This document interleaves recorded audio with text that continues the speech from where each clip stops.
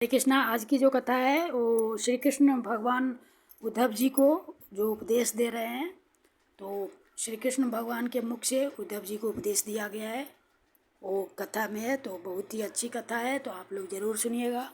हरे कृष्णा। श्री कृष्णा। सभी को राधे राधे। तो आज मैं श्रीमद् भागवत महापुराण के एकादश स्कंद का जो कथा पढ़ रही उसका नाम है लौकिक तथा पारलौकिक भोगों की आसारता का निरूपण। तो पहले भगवान नाम ले लूँ। श्री कृष्ण गोविंद हरे मुरारे, हे नाथ नारायण वासुदेव। श्री कृष्ण गोविंद हरे मुरारे, हे नाथ नारायण वासुदेव। हे नाथ नारायण वासुदेव, हे नाथ नारायण वासुदेव। हरे कृष्ण कृष्ण कृष्ण हरे हरे, हरे राम राम राम हरे हरे। हरे कृष्ण कृष्ण कृष्ण हरे हरे, हरे राम राम राम हरे हरे। हरे कृष्ण कृष्ण कृष्ण हरे हरे, हरे राम राम राम हरे हरे। कृष्णाय वासुदेवाय देवकी नंदनाय च नंदगोपकुमाराय गोविंदाय नमो नमः। नमः पंकजनाभाय नमः पंकजमालिने नमः पंकजनेत्राय नमस्ते पंकजांगे। हे कृष्ण करुणा सिंधु दीन बंधु जगतपते, गोपेश गोपिका कांत राधा कांत नमस्तुते। श्री कृष्ण अर्पणम। बोलिए श्री वृंदावन धाम की जय, बैकुंठनाथ की जय, श्री लक्ष्मी नारायण की जय, द्वारकाधीश की जय। जय श्री नाथ जी महाराज सदगुरुदेव भगवान की जय, सब साधु संतों की जय, भक्तों की जय। बोलिए श्री राधे श्री राधे श्री राधे। हरि बोल हरि बोल हरि बोल। लौकिक तथा पारलौकिक भोगों की असारता का निरूपण। भगवान श्री कृष्ण कहते हैं, प्यारे उद्धव, साधक को चाहिए कि सब तरह से मेरी शरण में रहकर गीता, पंचरात्र आदि में मेरे द्वारा उपदिष्ट अपने धर्मों का सावधानी से पालन करे। साथ ही जहाँ तक उनसे विरोध न हो वहाँ तक निष्काम भाव से अपने वर्ण, आश्रम और कुल के अनुसार सदाचार का भी अनुष्ठान करे। निष्काम होने का उपाय यह है कि स्वधर्मों का पालन करने से शुद्ध हुए अपने चित्त में यह विचार करे कि जगत के विषयी प्राणी शब्द, स्पर्श, रूप आदि विषयों को सत्य समझकर उनकी प्राप्ति के लिए जो प्रलय करते हैं, उसमें उनका उद्देश्य तो यह होता है कि सुख मिले, परंतु मिलता है दुख। इसके संबंध में ऐसा विचार करना चाहिए कि स्वप्न अवस्था में और मनोरथ करते समय जागृत अवस्था में भी मनुष्य मन ही मन अनेकों प्रकार के विषयों का अनुभव करता है, परंतु उसकी वह सारी कल्पना वस्तु शून्य होने के कारण व्यर्थ है। वैसे ही इंद्रियों के द्वारा होने वाली भेद बुद्धि भी व्यर्थ ही है, क्योंकि यह भी इंद्रिय जन्य और नाना वस्तु विषयक होने के कारण पूर्ववत असत्य ही है। जो पुरुष मेरी शरण में है उसे अंतर्मुख करने वाले निष्काम अथवा नित्य कर्म ही करने चाहिए। उन कर्मों का बिल्कुल परित्याग कर देना चाहिए जो बहिर्मुख बनाने वाले अथवा सकाम हो। जब आत्मज्ञान की उत्कट इच्छा जाग उठे तब वो कर्म संबंधी विधि विधानों का भी आदर नहीं करना चाहिए। अहिंसा आदि यमों का तो आदर पूर्वक सेवन करना चाहिए, परंतु शौच यानी कि पवित्रता आदि नियमों का पालन शक्ति के अनुसार और आत्मज्ञान के विरोधी न होने पर ही करना चाहिए। जिज्ञासु पुरुष के लिए यम और नियमों के पालन से भी बढ़कर आवश्यक बात यह है कि वह अपने गुरु की, जो मेरे स्वरूप को जानने वाले और शांत हों, मेरा ही स्वरूप समझकर सेवा करे। शिष्य को अभिमान न करना चाहिए, वह कभी किसी से डाह न करे, किसी का बुरा न सोचे, वह प्रत्येक कार्य में कुशल हो, उसे आलस्य छू न जाए, उसे कहीं भी ममता न हो, गुरु के चरणों में दृढ़ अनुराग हो, कोई काम हड़बड़ाकर न करे, उसे सावधानी से पूरा करे, सदा परमार्थ के संबंध में ज्ञान प्राप्त करने की इच्छा बनाए रखे, किसी के गुणों में दोष न निकाले और व्यर्थ की बात न करे। जिज्ञासु का परम धन है आत्मा, इसलिए वह स्त्री पुत्र घर खेत स्वजन और धन आदि संपूर्ण पदार्थों में एक सम आत्मा को देखे और किसी में कुछ विशेषता का आरोप करके उससे ममता न करे, उदासीन रहे। उद्धव, जैसे जलने वाली लकड़ी से उसे जलाने और प्रकाशित करने वाली आग सर्वथा अलग है, ठीक वैसे ही विचार करने पर जान पड़ता है कि पंचभूतों का बना स्थूल शरीर और मन बुद्धि आदि 17 तत्वों का बना सूक्ष्म शरीर दोनों ही दृश्य और जड़ है तथा उनको जानने और प्रकाशित करने वाला आत्मा साक्षी एवं स्वयं प्रकाश है। शरीर अनित्य अनेक एवं जड़ है, आत्मा नित्य एक एवं चेतन है। इस प्रकार देह की अपेक्षा आत्मा में महान विलक्षणता है, अतएव देह से आत्मा भिन्न है। जब आग लकड़ी में प्रज्वलित होती है तब लकड़ी के उत्पत्ति विनाश बड़ाई छोटाई और अनेकता आदि सभी गुण वह स्वयं ग्रहण कर लेती है, परंतु सच पूछो तो लकड़ी के उन गुणों से आग का कोई संबंध नहीं है। वैसे ही जब आत्मा अपने को शरीर मान लेता है तब वह देह के जड़ता अनित्यता स्थूलता अनेकता आदि गुणों से सर्वथा रहित होने पर भी उनसे युक्त जान पड़ता है। ईश्वर के द्वारा नियंत्रित माया के गुणों ने ही सूक्ष्म और स्थूल शरीर का निर्माण किया है। जीव को शरीर को जीव समझ लेने के कारण ही स्थूल शरीर के जन्म मरण और सूक्ष्म शरीर के आवागमन का आत्मा पर आरोप किया जाता है। जीव को जन्म मृत्यु रूप संसार इसी भ्रम अथवा अध्यास के कारण प्राप्त होता है। आत्मा के स्वरूप का ज्ञान होने पर उसकी जड़ कट जाती है। प्यारे उद्धव, इस जन्म मृत्यु रूप संसार का कोई दूसरा कारण नहीं, केवल अज्ञान ही मूल कारण है। इसलिए अपने वास्तविक स्वरूप को आत्मा को जानने की इच्छा करनी चाहिए। अपना यह वास्तविक स्वरूप समस्त प्रकृति और प्राकृत जगत से अतीत, द्वैत की गंध से रहित एवं अपने आप में ही स्थित है, उसका और कोई आधार नहीं है। उसे जानकर धीरे धीरे स्थूल शरीर सूक्ष्म शरीर आदि में जो सत्यत्व बुद्धि हो रही है उसे क्रमशः मिटा देना चाहिए। यज्ञ में जब अरणि मंथन करके अग्नि उत्पन्न करते हैं तो उसमें नीचे ऊपर 2 लकड़ियां रहती हैं और बीच में मंथन काष्ठ रहता है।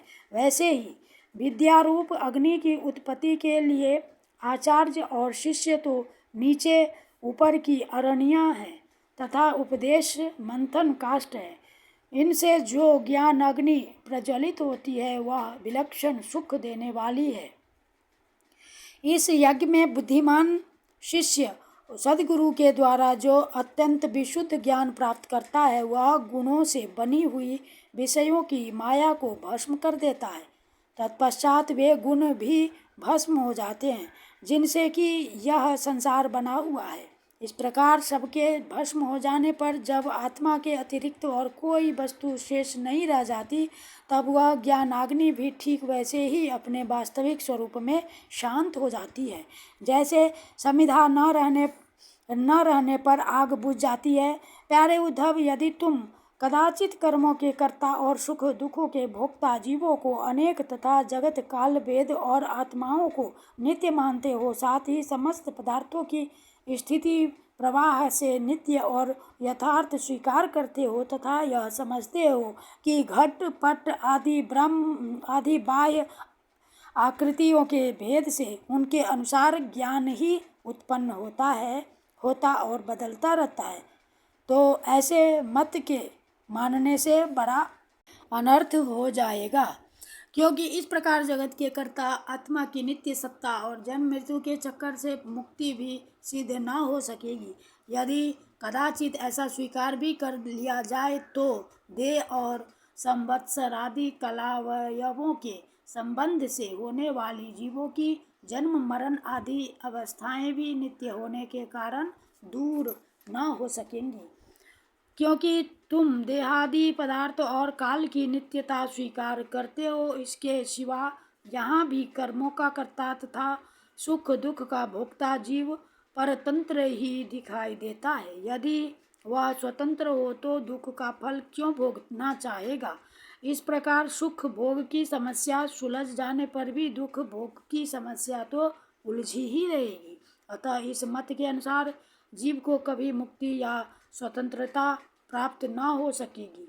जब जीव स्वरूपतः परतंत्र है, विवश विवश है, तब तो स्वार्थ या परमार्थ कोई भी उसका सेवन न करेगा, अर्थात वह स्वार्थ और परमार्थ हो दोनों से ही वंचित रह जाएगा।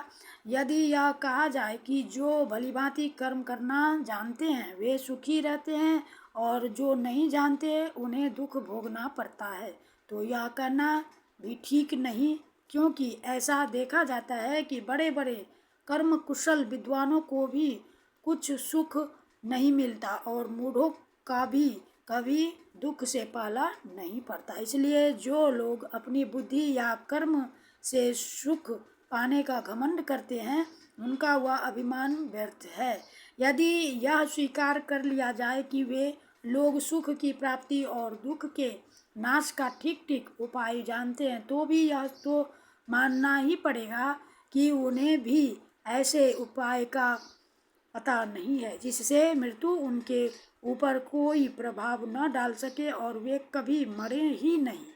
जब मृत्यु उनके सिर पर नाच रही है तब ऐसी कौन सी भोग सामग्री या भोग कामना है जो उन्हें सुखी कर सके। भला जिस मनुष्य को फांसी पर लटकाने के लिए वधस्थान पर ले जाया जा रहा है उसे क्या फूल चंदन स्त्री आदि पदार्थ संतुष्ट कर सकते हैं। कदापि नहीं।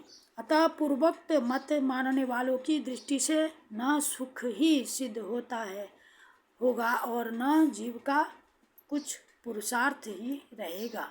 प्यारे उद्धव, लौकिक सुख के समान पारलौकिक सुख भी दोष युक्त ही है, क्योंकि वहाँ भी बराबरी वालों से होड़ चलती है। अधिक सुख भोगने वालों के प्रति असूया होती है, उनके गुणों में दोष निकाला जाता है और छोटों से घृणा होती है। प्रतिदिन पुण्य क्षीण होने के कारण ही वहाँ के सुख भी क्षय के निकट पहुँचते रहते हैं और एक दिन नष्ट हो जाते हैं। वहाँ की कामना पूर्ण होने में भी यजमान, ऋत्विज और कर्म आदि की त्रुटियों के कारण बड़े बड़े विघ्नों की संभावना रहती है। जैसे हरी भरी खेती भी अतिवृष्टि अनावृष्टि आदि के कारण नष्ट हो जाती है, वैसे ही स्वर्ग भी प्राप्त होते होते विघ्नों के कारण नहीं मिल पाता। यदि यज्ञ याग आदि धर्म बिना किसी विघ्न के पूरा हो जाए तो उसके द्वारा जो स्वर्ग आदि लोक मिलते हैं उनकी प्राप्ति का प्रकार मैं बतलाता हूँ, सुनो। यज्ञ करने वाला पुरुष यज्ञों के द्वारा देवताओं की आराधना करके स्वर्ग में जाता है और वहाँ अपने पुण्य कर्मों के द्वारा उपार्जित दिव्य भोगों को देवताओं के समान भोगता है।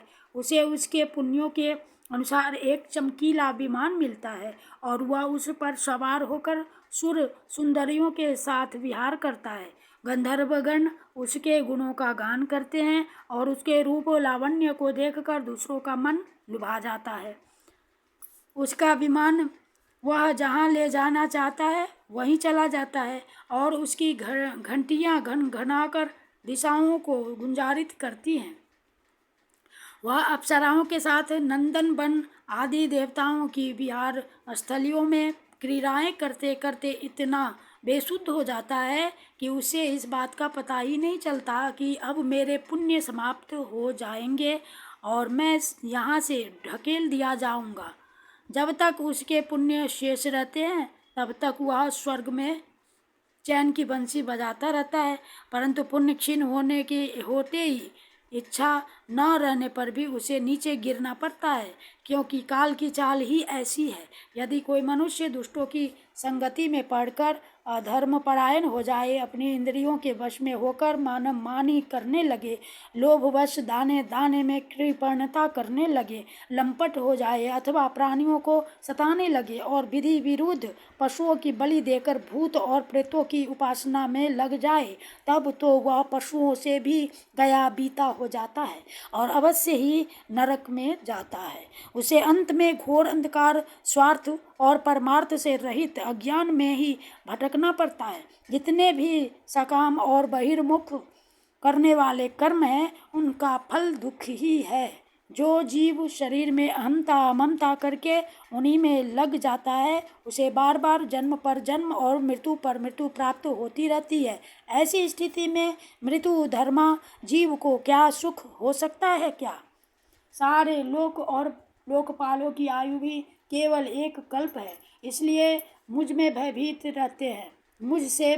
रहते हैं। औरों की तो बात ही क्या, स्वयं ब्रह्मा भी मुझसे भयभीत रहते हैं, क्योंकि उनकी आयु भी काल से सीमित केवल 2 परार्ध ही है। सत्व, रज और तम, ये तीनों गुण इंद्रियों को उनके कर्मों में प्रेरित करते हैं और इंद्रियां कर्म करती हैं। जीव अज्ञानवश सत्व, रज आदि गुणों और इंद्रियों को अपना स्वरूप मान बैठता है और उनके किए हुए कर्मों का फल सुख दुख भोगने लगता है। जब तक मनुष्यों की विषमता है, अर्थात शरीर आदि में मैं और मेरेपन का अभिमान है, तभी तक आत्मा के एकत्व की अनुभूति नहीं होती। वह अनेक जान पड़ता है और जब तक आत्मा की अनेकता है, तब तक तो उन्हें काल अथवा कर्म किसी के अधीन रहना ही पड़ेगा। जब तक परतंत्रता है, तब तक ईश्वर से भय बना ही रहता है। जो मैं और मेरेपन के भाव से ग्रस्त रहकर आत्मा की अनेकता, परतंत्रता आदि मानते हैं और वैराग्य न ग्रहण करके बहिर्मुख करने वाले कर्मों का ही सेवन करते रहते हैं, उन्हें शोक और मोह की प्राप्ति होती है। प्यारे उद्धव, जब माया के गुणों में क्षोभ होता है, तब मुझ आत्मा को ही काल, जीव, वेद, लोक, स्वभाव और धर्म आदि अनेक नामों से निरूपण करने लगते हैं। ये सब मायामय है। वास्तविक सत्य मैं आत्मा ही हूँ। उद्धव जी ने पूछा, भगवान, यह जीव देह आदि रूप गुणों में ही रह रहा है, फिर देह से होने वाले कर्मों या सुख दुख आदि रूप फलों में क्यों नहीं बंधता है? अथवा यह आत्मा गुणों से निर्लिप्त है, देह आदि के संपर्क से सर्वथा रहित है, फिर इसे बंधन की प्राप्ति कैसे होती है? बद्ध अथवा मुक्त पुरुष कैसा बर्ताव करता है, वह कैसे विहार करता है, या वह किन लक्षणों से पहचाना जाता है, कैसे भोजन करता है और मल त्याग आदि कैसे करता है, कैसे सोता है, कैसे बैठता है और कैसे चलता है? अच्युत, प्रश्न का मर्म जानने वालों में आप श्रेष्ठ हैं, इसलिए आप मेरे इस प्रश्न का उत्तर दीजिए। एक ही आत्मा अनादि गुणों के संसर्ग से नित्य बद्ध भी मालूम पड़ता है और असंग होने के कारण नित्य मुक्त भी। इस बात को लेकर मुझे भ्रम हो रहा है। इति श्रीमद्भगवते महापुराणे परमहंस्याम संहितायाम् एकादशम स्कन्धे भगवदुद्धव संवादे 10मो अध्यायः। श्री कृष्ण अर्पणम, श्री कृष्ण अर्पणम, श्री कृष्ण अर्पणम। राधे कृष्ण कृष्ण कृष्ण राधे राधे, राधे श्याम श्याम श्याम राधे राधे, राधे कृष्ण कृष्ण कृष्ण राधे राधे, राधे श्याम श्याम श्याम राधे राधे। हरे कृष्णा कृष्ण कृष्ण हरे हरे, हरे रामा राम राम हरे हरे, हरे कृष्णा कृष्ण कृष्ण हरे हरे, हरे राम राम राम हरे हरे। बोले श्री कृष्ण कन्हैया लाल की जय। द्वारकाधीश महाराज की जय। सदगुरुदेव भगवान की जय। हरि बोल हरि बोल हरि बोल।